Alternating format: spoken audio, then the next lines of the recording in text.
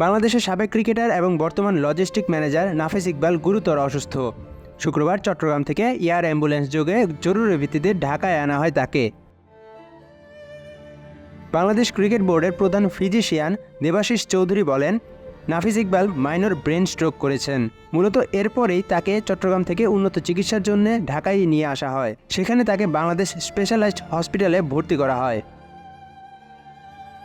৩৯ বছর বয়সী নাফিস ইকবাল বাংলাদেশের তারকা ব্যাটার তামিম ইকবালের বড় ভাই। তাছাড়া বাংলাদেশের সাবেক অধিনায়ক আকরাম খানের ভাতিজা হন। তিনি ২০০৩ থেকে ২০০৬ সাল পর্যন্ত তার কেরিয়ারে ১১টি টেস্ট এবং ১৬টি ওয়ানডে খেলেন।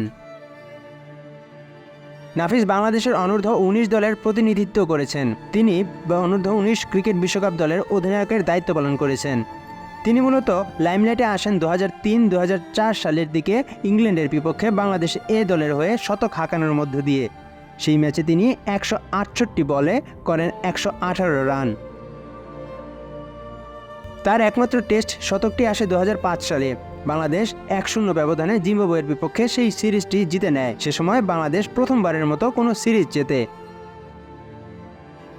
নাফিস সর্বশেষ ওয়ানডে খেলেন অস্ট্রেলিয়ার বিপক্ষে ২০০৫ সালে। সেখানেও টাইগাররা অজিদের হারিয়ে দেয়। আর তার সর্বশেষ টেস্ট ম্যাচ ছিল ভিটামিন এ, সি এবং ক্যালসিয়ামে ভরপুর টেস্ট মি, যা রোগ প্রতিরোধে সাহায্য করে।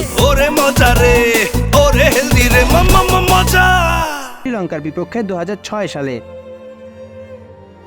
তবে ২০২২ সাল থেকে বাংলাদেশ জাতীয় ক্রিকেট দলের লজিস্টিক ম্যানেজারের দায়িত্ব পালন করে আসছেন তিনি।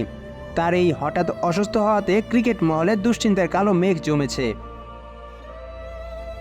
তবে বিকালে ফেসবুক পোস্টে শাহরিয়ার নাফিস জাতীয় দলের সাবেক সতীর্থের আপডেট জানিয়ে লিখেন, নাফিস ইকবাল হাসপাতালে ভর্তি আছেন।